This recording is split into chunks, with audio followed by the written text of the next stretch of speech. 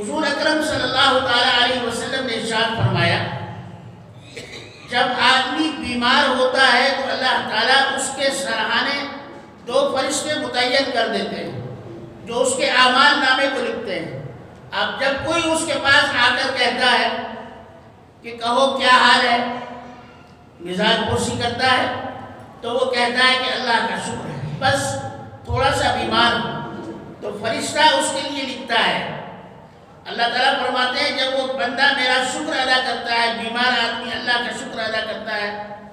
تو اللہ تعالیٰ فرشتے کو کہتے ہیں کہ لکھو، جب میں اس کو بیماری کے بدلے میں صحت دوں گا، گندے خون کے بدلے میں اچھا خون دوں گا، اور صحت کے بدلے میں اچھی صحت دوں گا، اور اگر یہ مر جائے تو اس کو جنت میں داخل کروں گا، اور اگر اس بیماری کے بعد وہ زندہ رہا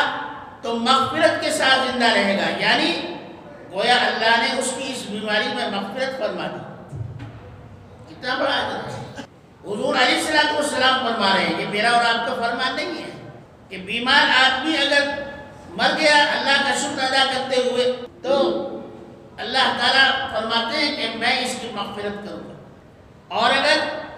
زندہ رہا تو مغفرت کے ساتھ زندہ رہے، یعنی اللہ نے اس کی مغفرت فرما دی۔ اور کافر کے ساتھ اللہ تعالیٰ فرماتے ہیں کہ کافر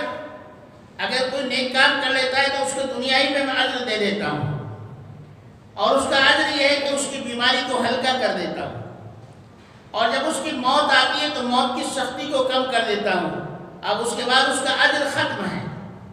پھر آخرت میں اس کے لیے کوئی اجر نہیں ہے۔ اور مومن کے لیے یہ ہے کہ اس کا دنیا میں بھی اجر ہے اور آخرت میں بھی اجر ہے۔ آخرت کا اجر یہی ہے کہ اللہ تعالیٰ اس کی مغفرت فرماتا ہے۔